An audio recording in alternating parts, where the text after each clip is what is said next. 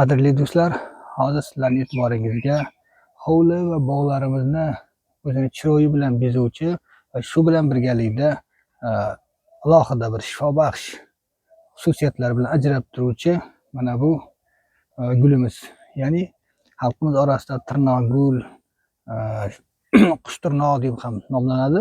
Ruscha nomlanishi esa nogodki lekarstvenniy yoki bo'lmasam kalendula deb nomlanadi. Bu gul ko'rib turibsizlar do'stlar, bahorda ekilgan bo'yicha kech kuzgacha beyor ravishda o'sib, odamning ko'zini quvnatadigan mana bunday gullar bilan nima deydi, bog'larimizni, hovlilarimizni bezab turadi. Juda ham beyor, parvarishi oson. Ekib qo'yganingizdan keyin tagini chopib, o'tlarni, begon o'tlardan xoli qilib, suvini vaqtida berib tursangiz, albatta kech kuzgacha ko'zingizni mana bunday quvnatib, har xil rangda, shaklda gullab va insonni bahri dilini ochib turadi. Endi uni yana bir tomoni, hali boya aytib o'tdim, shifobaxsh xususiyati. Men uni shifobaxsh xususiyatlarini kitobdan yodlab olib yoki bir ijtimoiy tarmoqdan olib nima deydi, sizlarga taqdim etmoqchi emasman. Mana bu ushbu kitobdan to'g'rima-to'g'ri foydali xususiyatlarini o'qib bermoqchiman. Menimcha bu g'oyatda va eng ishonarli ma'lumot bo'ladi. Sababi ijtimoiy tarmoqdan ko'ra kitoblarda ma'lumotlar ishonchli ravishda keltiriladi.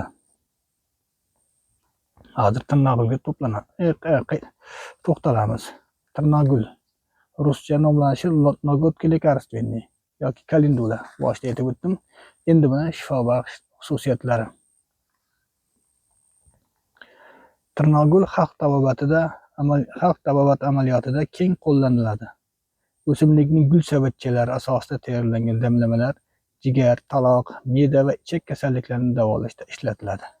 Gul savatchalar deyilganda mana bu gul. Mana agar mana shu yerdan qirqib olib, buni quritib yoki bo'lmasam to'g'ridan to'g'ri ho'lligicha ham ishlatish mumkin. Hozir qanday kasalliklarga davoligini birma-bir aytib o'taman.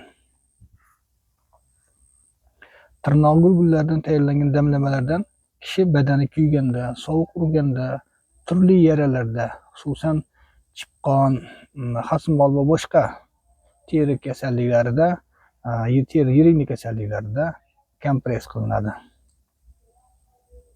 Damlama bilan og'iz bo'shlig'i kasallanganda og'iz chayqaladi yoki g'arg'ara qilinadi. Undan hukna sifatida ham foydalanish mumkin. Tirnoqgul dorivor vositalari siydik haydashda, ya'ni qovoqda tosh va qum bo'lganida juda ham foydali ekan. Shu bilan birgalikda qizilcha, raxit, bosh aylanishi, yo'tal, qorin og'riganda, xususan me'da yarasi yoki me'da spazmida iste'mol qilinsa, o'zining ijobiy natijasini beradi. Mana shu yerda to'xtalib ozgina izoh berib ketay do'stlar. Mana bu gul savatchalardan, ya'ni qirqib olib, tayyorlangan damlama qaynatmalar yordamida tayyorlangan dorivor damlama qaynatmalarini oshqozon spazm bo'lib qoladi, og'rib qoladi oshqozon. Nimadir ovqat yoqmagan yoki bo'lmasam gastrit tufayli og'rib qoladi yoki me'dada yara tufayli og'riydi. Ana shu mahalda juda ham foyda berar ekan. Demak, davom etamiz. Tirnoqgulning spirtli tindirmasidan vazelin bilan surtma tayyorlab foydalanilsa, temiratki, turli jarohatlar hamda so'gallarda xoli bo'lishga yordam beradi. Kuyganda, sovuq urganda malhamlik qiladi. Demak, buning uchun tirnoqgul mana bunday gul savatchalaridan olinadi va undan spirtli tindirma, ya'ni nastoyka ruschasi, bu yerda to'liq o'zbekcha berganda kitobdan nastoyka, ya'ni tindirma tayyorlanadi. Buning uchun ma'lum miqdorda gullardan maydalanadi yoki quritib turib, uni maydalanadi. 70% spirt yoki bo'lmasam aroqqa solib qo'yib, ma'lum kun, ya'ni bir hafta qorong'u joyda saqlanadi. Ana bu nastoyka hisoblanadi. Ana shu tayyorlangan nastoykadan vazelin qo'shib o'sha terlar bu kitobda keltirilgan narsa xuddi shunday aytilyapti mana. Tirnoqgulning spirtli tindirmasidan vazelin bilan suyuq bilan surtma tayyorlab olinadi deyapti. Demak, o'sha tirnoqguldan nastoyka aroqda yoki spirtda tayyorlab olingan nastoykani vazelin ozgina vazelinga aralashtirib surtma holda dori paydo bo'lar ekan, dori hosil qilinadi. Ana shu bilan foydalanilsa, bu yerda ko'rsatib o'tilgan temiratga deyapti, turli jarohatlarga va so'gallarda xoli qiluvchi malham sifatida yordam berishini keltirib o'tilyapti kitobda. Xo'sh, demak, va Xborovning tajribalariga qaraganda, tirnoqguldan tayyorlangan tindirma ayollarning klimaks davridagi qon bosimining oshishini me'yorga keltiradigan ishonchli davolardan hisoblanadi. Mana bu ham ko'ryapsiz, tajribalarda o'tgan retseptlar keltirilyapti bu yerda. Ulardan tashqari, tirnoqgulning spirtli tindirmasi, ya'ni nastoykasi og'iz bo'shlig'i kasalliklarida chayish uchun, shuningdek ayollarga xos kasalliklarda, ginekologik amallarda, bachadon bo'yi eroziyasi, trixomonadali kolpitning davolashda foydalaniladi. Tirnoqgul dorivor vositalari me'da yarasida va o't haydovchi omil sifatida tavsiya etiladi. Tirnoqguldan sanoat miqyosida qadoqlab chiqariladi. Buni hammamiz bilamiz. Biz kerak shunaqa dorixonadan so'raydigan bo'lsak, tayyor qadoqlangan buni preparatlarni topish mumkin.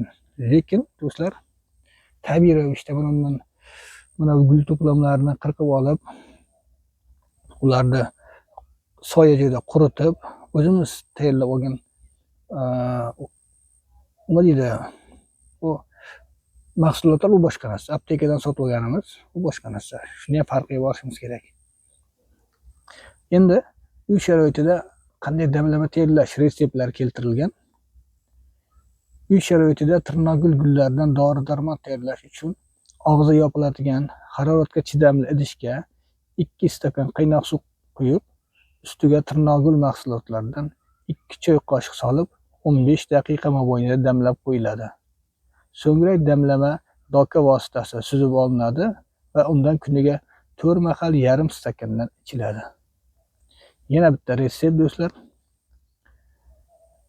400 gram qaynoq suvga 20 gram maydalangan guldan solinib, 10 daqiqa davomida qaynatiladi. Qaynatma sovigach suzib olinadi. Undan kuniga 1 osh qoshiqdan 3 mahal ichish tavsiya etiladi. Mana qadrli do'stlar, tirnoqgul to'g'risida sizlarga ishonarli manbalardan ma'lumot keltirib o'tdim. Yana shuni ta'kidlab o'tishim kerakki do'stlar, bu gul juda ham beyor. Shu bilan birgalikda odamni bahridilini ochadigan bir o'zimizni uzoq yillardan beri xalqimiz ekib, sevib, ardoqlab keladigan mahalliy gullarimizdan biri hisoblanadi. Mana shu yerda do'stlar, sizlarga tayyorlab kelgan ma'lumotlarimiz o'z yakuniga yetadi bugungi soni. Xudo xohlasa, keyingi sonlarda sog' omon ko'rishguncha salomat bo'linglar do'stlar.